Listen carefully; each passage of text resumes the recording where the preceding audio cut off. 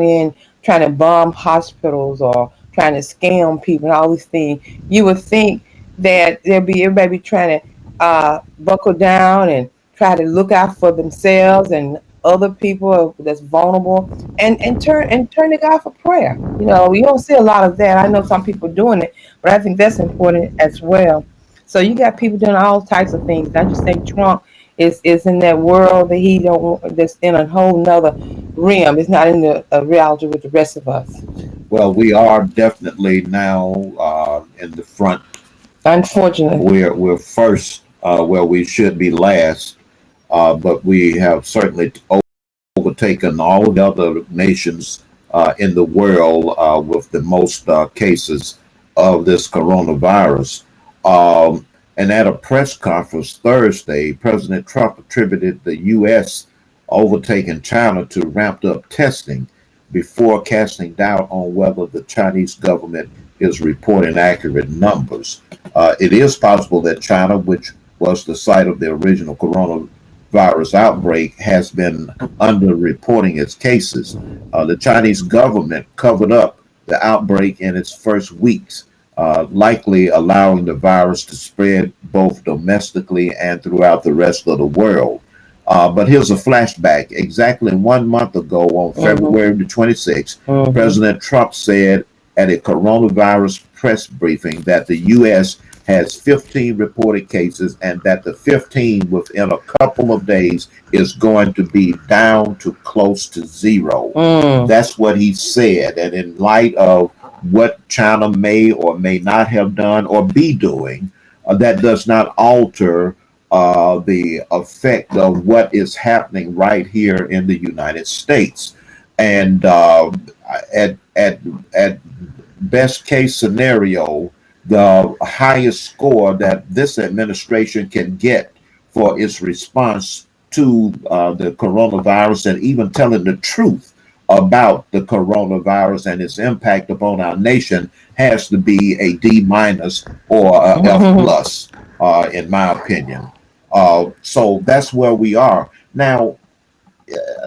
What do you think? Has the governor of your state, wherever you are listening from now, what has the governor in your state done to curtail the spread of this virus in your particular state? And are you satisfied with what you see happening in your local state's government?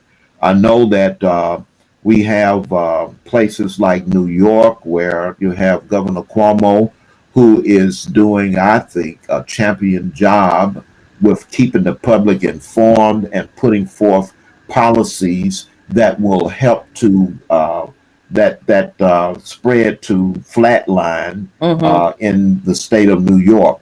What about your government, your state government? What are they doing to make sure that this deadly disease is put in its place and stopped in its tracks? Well, the first thing that Governor DeWine here in Ohio is doing, I'm pleasantly surprised that he's taking this a little bit more serious than other people. Governor DeWine has been on the forefront of making sure that the proper policies and he's not afraid really to use his executive privilege in the state. He did issue a stay in place, shelter in place order the other day, which was effective on the 23rd, which I think, since the numbers just keep climbing up and up, has been reduced to a few people can go to only a few places. Like the hospitals, obviously, the stores have to stay open, but anything that is deemed non-essential, he tried and he's managed to close. But on the local channels here in Ohio, you can hear the daily updates on the new numbers as they keep going up, and then they responding in kind. So the information piece that Governor DeWine has elected to use is, I think, it's fantastic because it's real information, it's practical information, it's hard to hear, It's difficult depending on the lifestyle that people like to live, but it's real, and it has to be adhered to in order for us to collectively slow the spread of this thing down. So I think the information and the policies that are being put forward are the biggest thing that I'm taking from this, and I'm giving them a good grade for that. You brought up an interesting point that it has to be adhered to. There in Ohio, with the mandate that has gone forth from your state government, led by your governor, of course, um, is there a compliance that you see taking place among the general population? We've seen videos and gotten news reports about how people are still gathering on beaches and going to parks and even going to parties. I understand somewhere in Kentucky there was a coronavirus Mm, party with young people gathering because I guess they think that they are just invincible and this disease can't harm them. But do you see the general population, your neighbors, and even yourself complying to this social distancing and also adhering to other guidelines that have been put in place? I think for in the area that I like live in, I think people are trying to self police, basically, which they're trying to take the responsible route and to make the error on the side of caution. I do take a walk myself at the park, but it's not like everybody's. It's almost like a person every like 100 or 500 yards. It's nobody's gathering together or throwing a football or playing basketball. It's just one person and their dog walking that way and another walking the other way. Within the guidelines that they have so far, according to Governor DeWine, that is at this point within the realm of things that one can do. So I think people are trying to self police as much as they can. Um, Obviously, I'm pretty sure there are some rogue actors out there, but I have not seen mhm. it personally myself. Mhm, Okay. mhm, Well, I want to just weigh in about the state of Mississippi. I'm not pleased with what our governor's doing. I don't think he's taken a strong leadership role. I think he's taking his playbook from Donald Trump. So we can't be surprised about what we are not doing. We're very weak in our testing. The numbers are climbing every day. We've had several deaths. I think we are under 10 right now, but one is too many. But we Yeah. are very weak on the testing. And so I think because we don't have a lot of testing going on statewide, the numbers are a lot less than they really are in reality. mhm, And I think also a lot of people are not taking it serious. Um, there are some, but there are many that are not, and even some local churches are still uh, open and doing things. So I think because the governor has not rolled it out statewide and leaving it up to the different mayors and city officials, and of course everybody gonna do their own thing. I think that has also weakened our position to be able to combat this enemy coronavirus in a more aggressive and concerted way. So that's kind of my take on it. mhm, I'm trying to do all I can, and I know a lot, and I'm doing that by talking to people, calling people up, checking on people, and just having people understand. Because there have been several people I spoke with that did not take it serious, but when I finished explaining and talking to them, their attitude changed. So I think part of it is the education, the information sharing. There's a lot of misinformation out there. There's a lot of rumors out there. And so people are not getting the real facts. And so I think we have to be a committee of one to make sure we are brothers keepers, that is our sisters as well, to reach out to people, to share with them, to enlighten them, and to have an honest conversation so people will understand what is at stake, and then to be able to make an informed decision. And I've not seen anyone that I've spoken with really candidly talk to heart, that have not made a change. But that's a drop in the bucket. Consider stay like I don't know everybody, and but that's what I've been doing, and that's what God impressed me to do. So every opportunity I get, I try to reach out and check, especially on the elderly and even younger people who may not take time to abreast themselves of the news and get engaged. You mentioned earlier, Arnett, that there was this white supremacist that had made plans to bomb a hospital because he has embraced the Trump ideology that the coronavirus is a hoax and Mm-hmm. a an attempt to just instill fear where there is no sound basis for it. It's a conspiracy, I believe, are the words that he used. Now, on the flip side of that, could you say that it is a conspiracy also to conceal the deadliness and the direness of this particular virus, and it is being fostered by withholding or not making aggressive effort to get uh, the testing kits that are needed in order to really find out just exactly what is happening with the population here in the United States.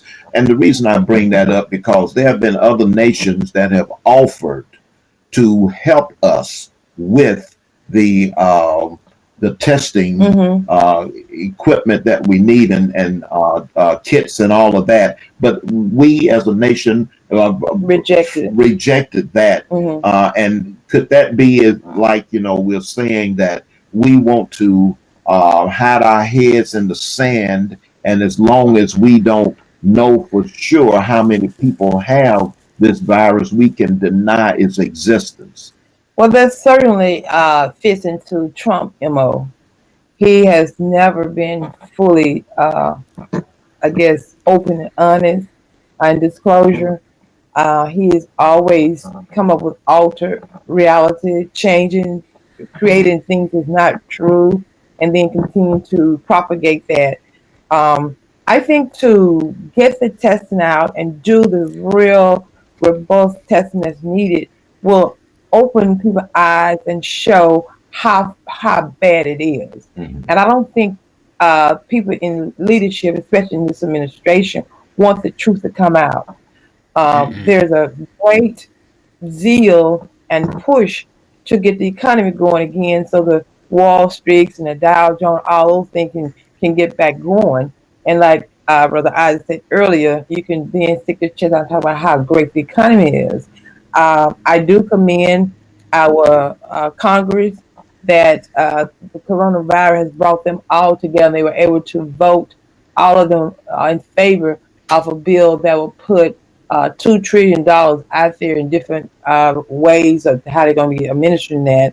And we're waiting for that final vote from the House. I think they're going to try to do it maybe as early as tomorrow, but Mhm. hopefully soon that will be voted and become signed into law by the president, which will give hospitals and uh, healthcare centers some resource they And U.S. need. citizens. I'm going to say that, and also the Mhm. citizen. But I started with the healthcare because the healthcare workers are working so hard to have others. They are becoming infected. In Boston, over 100 physician, I mean, medical people have gotten infected with the virus, and so we need to show them up, and certainly a lot of people being adverse because so many thousands upon thousands been furloughed, and so there's a lot of anxiety. How am I going to meet my obligation? How am I going to pay my bills? How am I going to do this thing? And I can't work. And for some people that's laid off, they can't even interview because everything is shut down. So I think it was a deliberate attempt to mislead the country again to really see the reality. First of all, I think the fact that the Trump administration did not act on this when they were first made aware of it. Mhm. The first case happened in China on November 17th, and then in December, China made the United States aware of it, but we didn't take it serious. We continued to let our people go to China, let China. people from China come over here. So Mhm. again, you open the door to spread that virus, and it wasn't until actually February when they really started doing some things. I think late January they started getting a little more traction, but it was really in February when we began to get a little dripping out. It's kind of like a when you had a flood and everything was frozen and you had to Yeah. keep your water. Everything was frozen, so you had a little drip coming out first, and then it began to come out in a larger stream. So I think that's part of it as well. And I just have a well. You want to say something about Isaac? 'Cause I got another point I want to bring up. You got something you want to say on that matter before we leave that? Oh no, no, no, no. That's the point was well taken, and you're absolutely correct about the timing of the administration. It's just, I mean, we all agree that the virus itself is nobody's fault. The virus Mhm. just is just one of those things that happens in nature, and but the problem is the response from the people that are supposed to know. We elect certain individuals and we trust them with classified information so that they can make correct decisions. Mhm. When those decisions are not being made, that's where the problem is. I think sometimes our president takes this as if it's a personal attack on him. That there's a spread of a virus. Like we're saying, oh, Donald Trump, you created this and you're infecting people with it. What people are saying is when you have information and a lot of people depend on the decisions and the choices that you make, it is good to make the right ones and in a timely manner, or else people die. On Fox News the other day, there was a lieutenant governor from Texas who Mhm. was essentially saying, I'm not sure if I heard this correctly, but he was essentially saying, um, yeah, like, we've stayed at home long enough. The last 2 weeks, we're ready to go back to work. And the elderly people are willing to, I don't know if he was trying to say that they're willing to make a sacrifice for the economy. Willing to die. Willing to Oh, die, yeah, something willing like to, that. Yeah. yeah. So it's information like that from a person who's been trusted by the community to be our leader, and they listen to what he has to say. And if he's saying that, yeah, we've been home long enough, that means this is not as serious as people should take it. Another thing was Rush Limbaugh, who goes on the radio and says that this is just a regular flu. Mhm. It's not a regular flu. The flu usually takes 0.1% of people, and that's a lot of people, thousands of people. But this is 2%. 2% of 300 million is a lot of people, so they need to take this very seriously. And Pastor Owen, like the point that you made is very well taken, and I agree 100% with what you're saying. All right, and when you have leaders like that, and Trump has said that over and over again, and other leaders also, that it's the flu is no big deal. Now they're pivoting and changing the position a little bit, but they're still not moving, taking front stage and taking Exactly. responsibility. I want to switch gears here. There's an article by the NBC News. It's from Detroit. It says it's just despair. Many Americans face coronavirus with no water to wash their hands. Mhm. Mm. Detroit. The cold winter months were grueling for Valerie Griffin. The city of Detroit shut off her water late last fall because of unpaid bills and a broken plumbing valve that she couldn't afford to fix. Griffin, 55, was forced to rely on donated bottled water to drink, Mhm. cook, and bath. She used space heaters to warm her home without running water. The boiler didn't work. Then the coronavirus hit. Governors and public health officials across the country ordered people to stay in their homes and, most important, to wash their hands. But like millions of other people across the country who have their water shut off each year. Griffin can't easily do that, and now she's worried that her life could be in danger.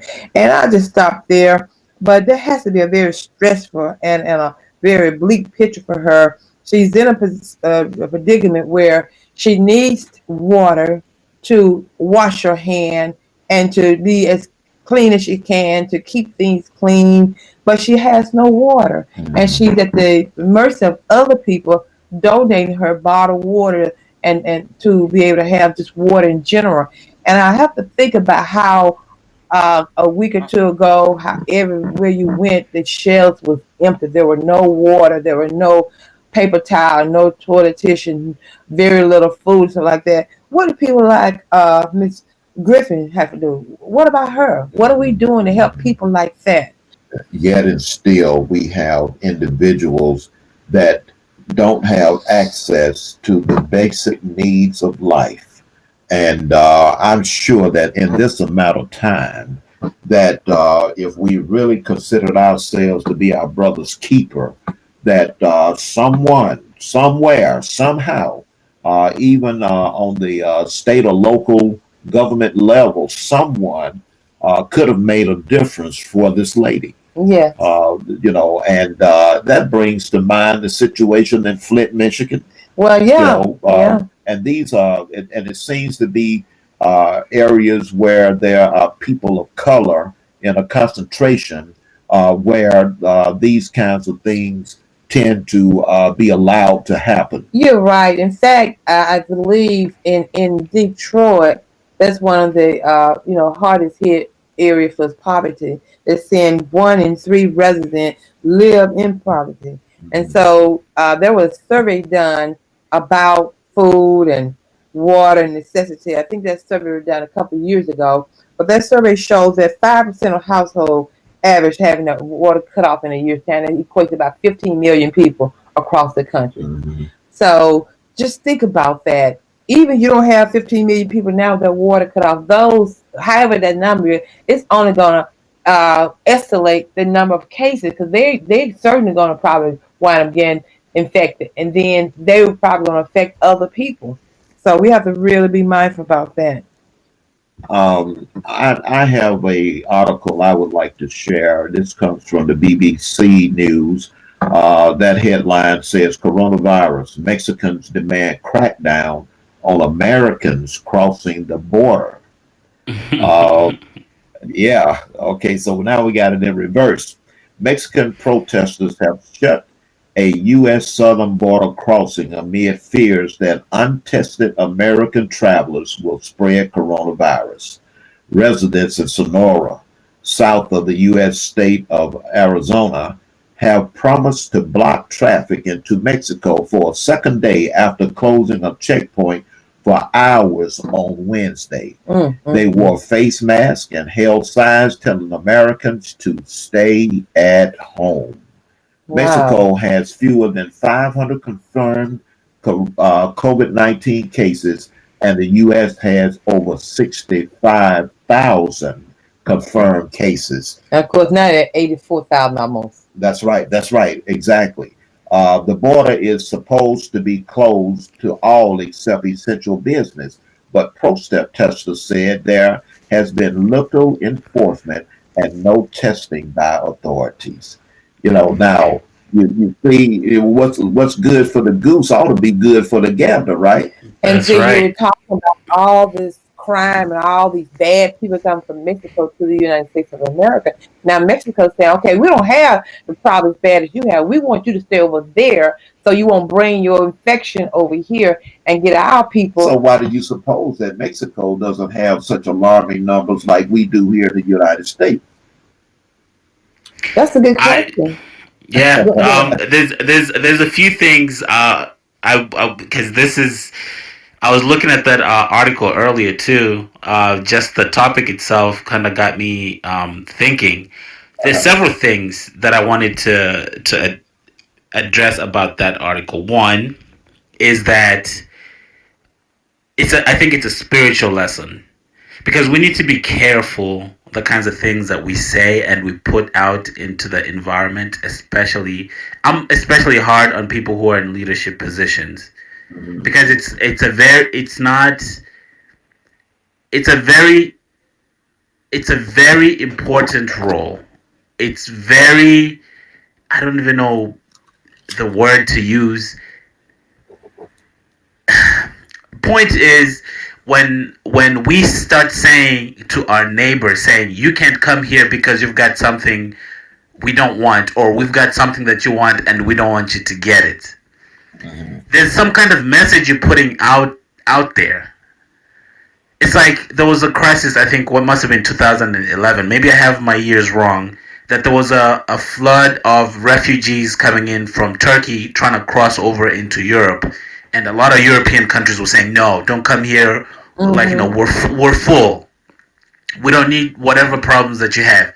Now coronavirus comes in, it knows no borders, anybody can get it, and now you start to think about the things that you say, because when somebody, like, the good book says, when somebody is down, you give them, you give them, you extend to them a helping hand, not to beat them down while they're down, because what goes around usually will come back and settle things in a way you weren't thinking about. And as a nation, as people who consume information, we are more connected than we've ever been because of technology.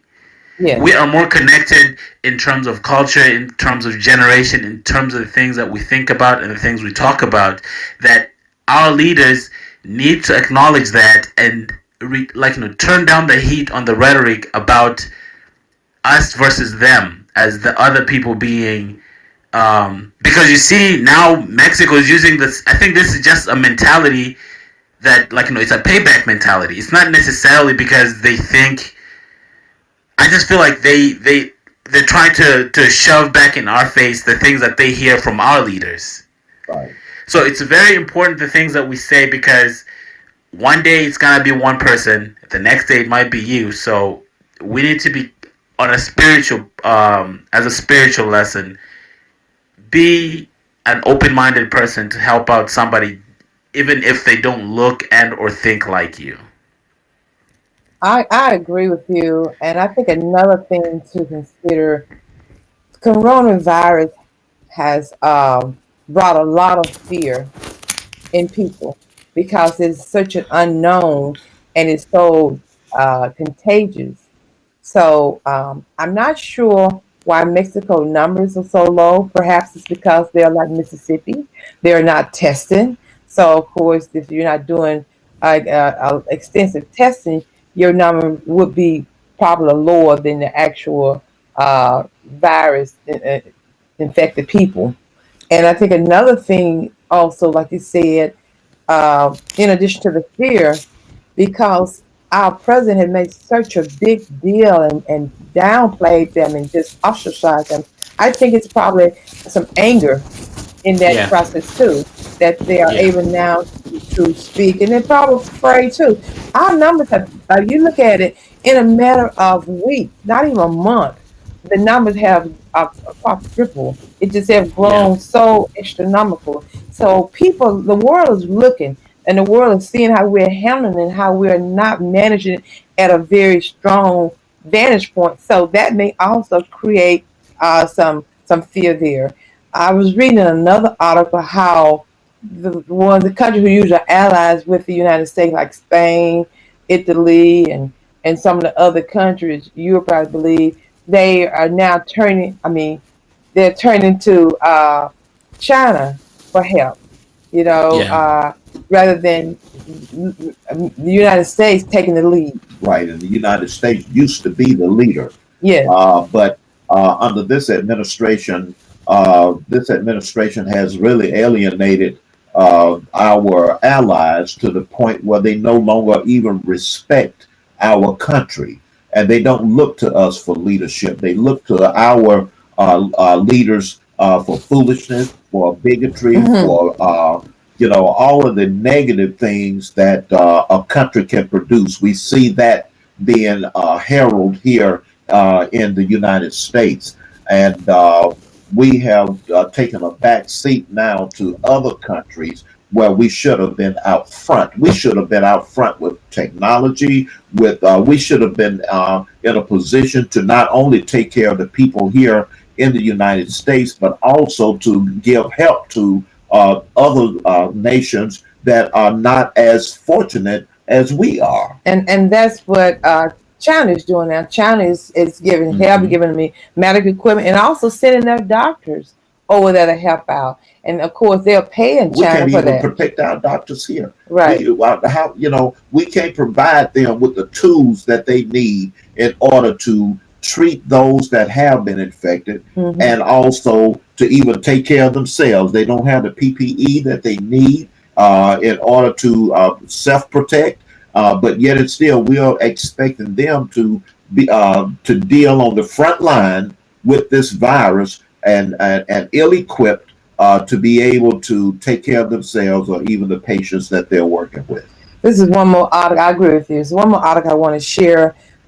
This is by NBC News also. They say it's nearly 3 dozen who attended Arkansas church event tested positive for the Mm-hmm. coronavirus. And this is an event where they had, I think it's something like 300. Well, no, one three. It was a church event, but out of that church event, they've tested 34. Well, they tested more than 34 people. Out of the number that's been tested, 34 people have been tested positive for this virus, and this is a recent event, and it goes back to how some states are not taking the leadership to do this stay in place and social distance. This was an event, and of course, it was centered around the children. We know how children get our hearts. We like to go support our children, but I have to wonder how many children are being harmed by that too, because there are children that's being testified. In fact, there was a teenager, I think it was 17 years old, something like that, just recently died in Louisiana. Mhm. So, Well, what we see is what Reagan's administration called trickle down, mm, and and what's happening is that what we have trickling down from the White House is irresponsibility, and it's trickling down to levels beneath the administration, all the way down to governors and then mayors and even parents making unwise decisions and choices which affect the lives of those that are dependent on them to make the right decisions and choices.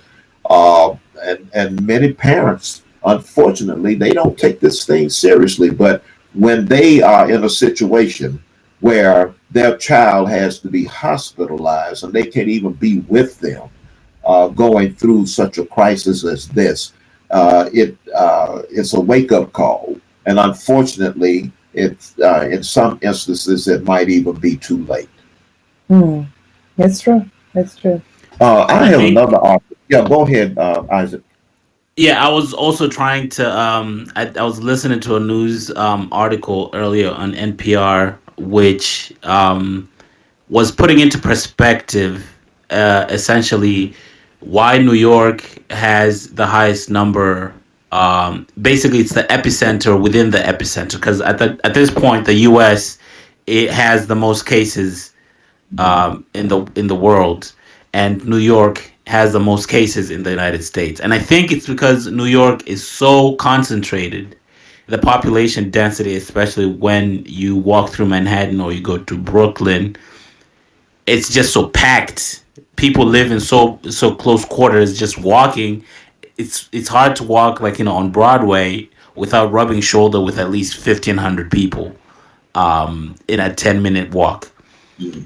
And a lot of people do business with China, and obviously those people probably did business in China and came there, and nobody knew what was going on, and things were like it was probably being passed throughout the entire time, and nobody knew. And now all these cases are being tested positive because it was already concentrated there. That's just something I thought was very interesting to me. I think it's a theory, obviously, but I think it makes sense. Yes, yes. There's an article in Pop Culture that says the United States Postal Service issued statement on mail delivering during the coronavirus outbreak. The United States Postal Service is doing its best to ensure safe and timely delivery of mail across the country amid the coronavirus pandemic. In a statement released on March 22nd, United States Postal Service detailed the measures they are taking to keep both workers, delivery people, and the American public safe amid the outbreak. Uh, the, the United States Postal Service has a dedicated COVID-19 command response leadership team that is focusing on employee, operational, business, and customer continuity during the unprecedented epidemic, the statement said. And we can continue to follow the strategies and measures recommended by the Centers of Disease Control and Prevention and public health departments. And that article goes on to let us know that customer safety as well as employee safety and all of those that in between that they're doing what they can. Now here's the question that I want to pose. What would we like to see the Postal Service do to protect the American public? Because this is an entity that in some way or the other touches all of us. And we know that the coronavirus can actually live on certain surfaces for an extended amount of time. So, what do you think the Postal Service should do? And should we maybe eventually look for an interruption of service in order to protect the American public? Well, I certainly think they should be proactive. Um, a lot of us don't have face-to-face contact with our mail person because you just let it put it in your box or whatever, so you don't have that. But by them touching the mail and handling it, if they're not using gloves or some protective mechanism, then in effect they could be passing some germs and virus along to us as the citizen who's receiving services from them. So I think at a minimum, just like I see some stores, I know I have to go to Walmart every so often. I see most of their workers in the stores have gloves. They're using gloves. And I think Mm-hmm. that's a good practice. And I think that postal services, all over the work or wherever they are handling mail, they should use some type of protective mechanism to protect themselves as well as protect the consumer as they are processing this mail and everything. And I think there should be some uh, uh, intervention done to make sure the machines and all the processing centers are sterilized and kept sanitized very well. I think those are things that should be done, and it may become necessary to for some mail interruption or slowdown at least. A large number of people in the country use electronic means of doing things you once used for postal services. Most people are not sending written correspondence. Let's just have to. There are some legalities and some things you got to put in that you handle in snail mail. But most people are not using that mail for a lot of things. But So, okay, have we gotten to the point, or are we getting to the point where we're going to actually have to sanitize our mail before we can really handle it with well, our I do. gloves and all of I that? do. I know that's why I brought that up. That's why I brought that up. I, Yeah. I I think at this point we really can't, it's, you just never know where it is. So, sanitizing as much as you can, it can only do good. Yeah. It can only help you. There's no downside to sanitizing. And my take is there's nothing that's more precious than human life. Uh, Yes. Institutions, corporations, organizations, they will come and they will go. Modes of thinking will come and will go. But if we don't preserve the sanctity of human life, like some governors are doing in Texas, saying that, life can take the back seat to somebody's economy, that's just the wrong message to send. If the post office needs has has has gotten to critical mass to a point where they can't function without properly either disinfecting or handling the packages without contaminating them, then they too might have to take a back seat until this whole thing washes over. There is nothing above human life. It has to be protected as much as humanly possible. So if the post office can't adhere to those standards, they need to self police and take the proper precautions.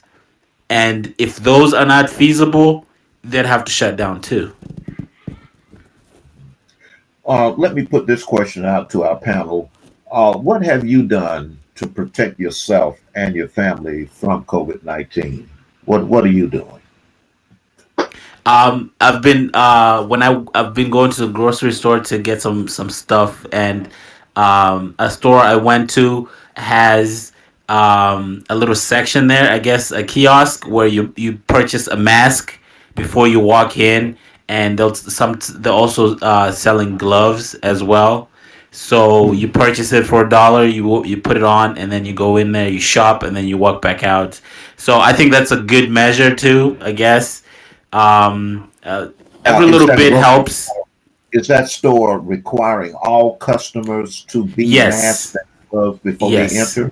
Okay, okay, yes, yes. all right. And I think I, I don't know how effective it's going to be in with a volume of people going in, but I think just like disinfecting the mail, it can only do good. I don't see a downside to that. So that's one thing that I've been doing on this side. Mhm. Well, of course, we've been doing similar things. We use a lot of disinfectant. We wash our hands continuously. We use gloves and we use masks, and we try to just keep things clean and just making sure that we are conscious and intentionally washing our hands. As when we also, I wash down item. When I purchase bottled water or whatever, I wash that down because that's been in the warehouse, been handled.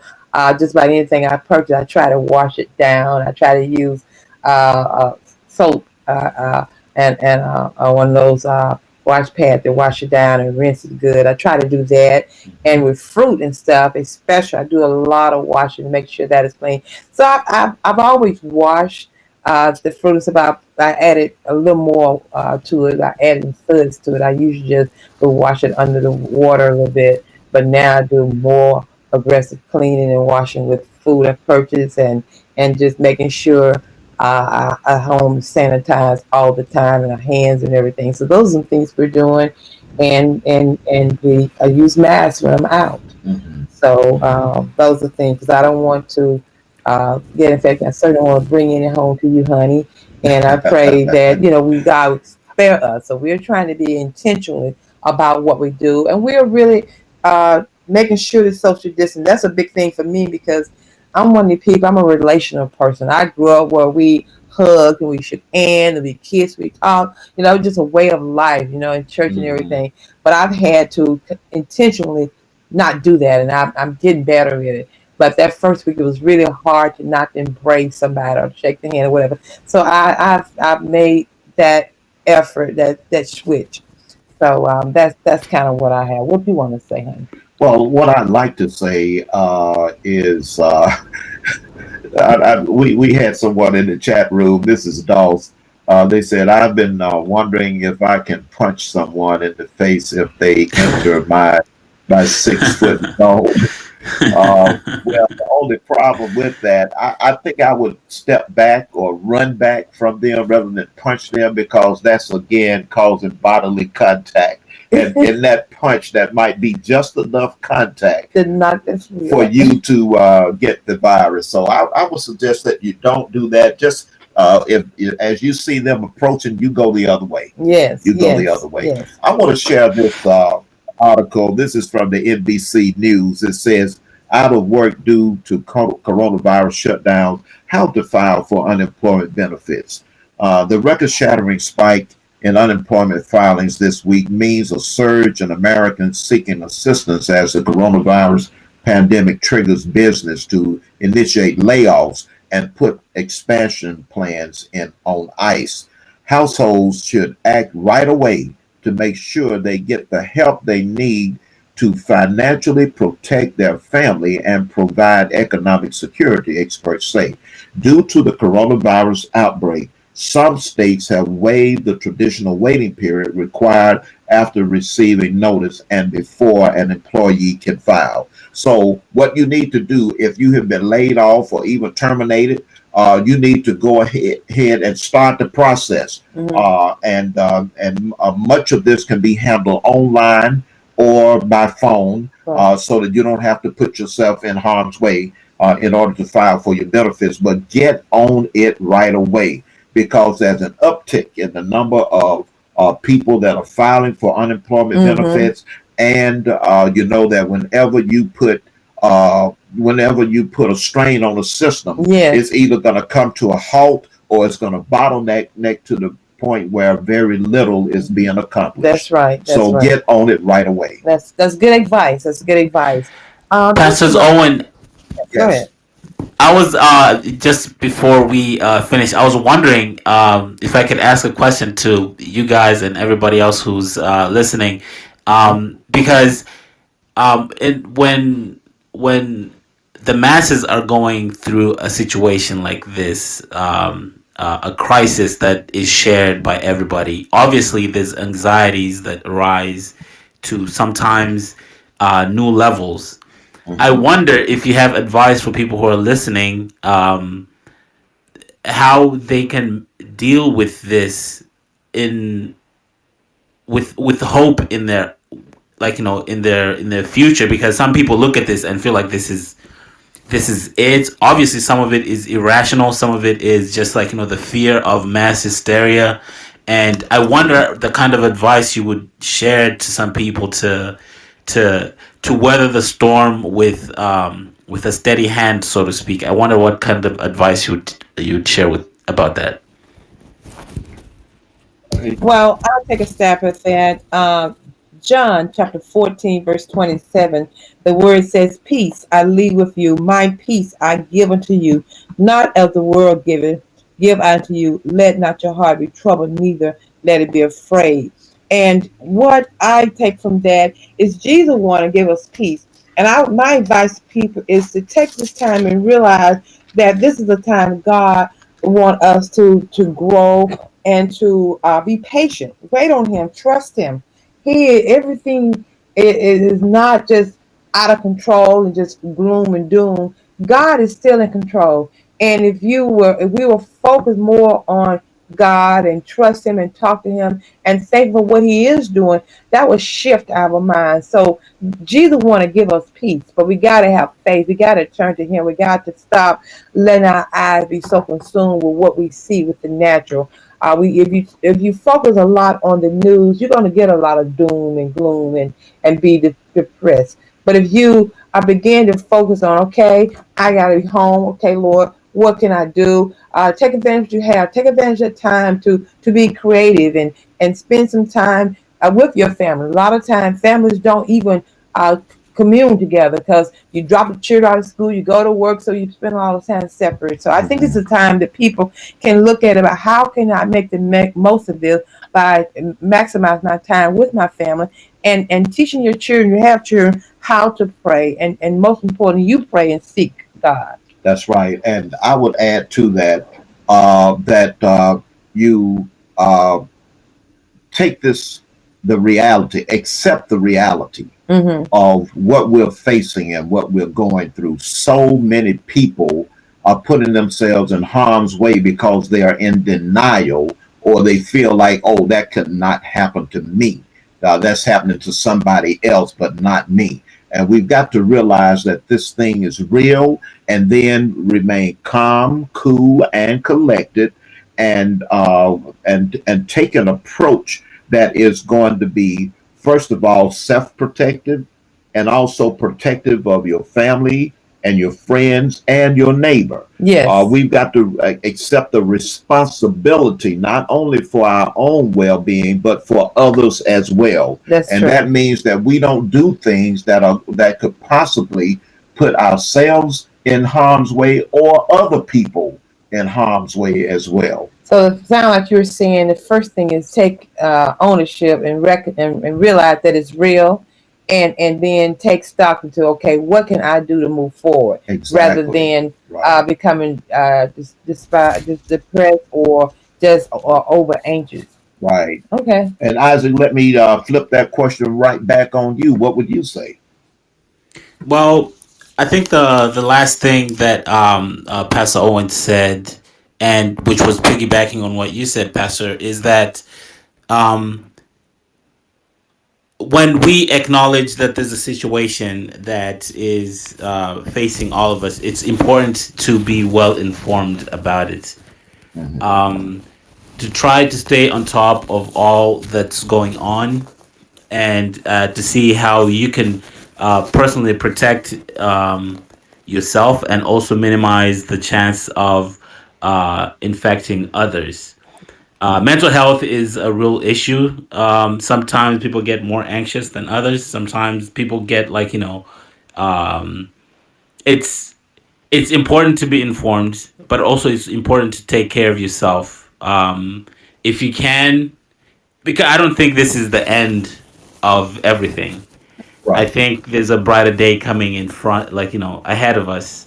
Once we get past through this, life is gonna go back to normal, and I would tell said individuals to, like, just take it, like, one day at a time. Be informed, do the best that you can, and if it gets too bad, it's okay to call a health professional, because I think they're posting these on a lot of websites where you can call and talk to somebody if it's getting too bad. But the biggest thing that I would say is to encourage people that there are better days ahead of us, and this is bad for all of us, but we're gonna get through this. We're going to get through it. So yeah, we're gonna get through it. So that's what I would say. And we can get through it together. We can help each other. That's That's right. right. Amen. Right. Oh, Well, unfortunately, our time is up yeah. for this segment of Open Mic Night. And we just want to thank our guest, Isaac, for being here with us. We appreciate your comments. Looking forward to you being back on next week. And Oh, for sure. I'm sure that you'll have some more insight to share with us. And to all of our listeners that have joined us and the comments that you've made, we appreciate you being with us. We're here every Thursday night from 7 to 8 p.m. Central Standard Time on Open Mic Night, and we hope that you will join us for our next episode. We're going to do what we always do before we leave, and that is close out with prayer. Let us pray. Father, we thank you for this opportunity to have this chat.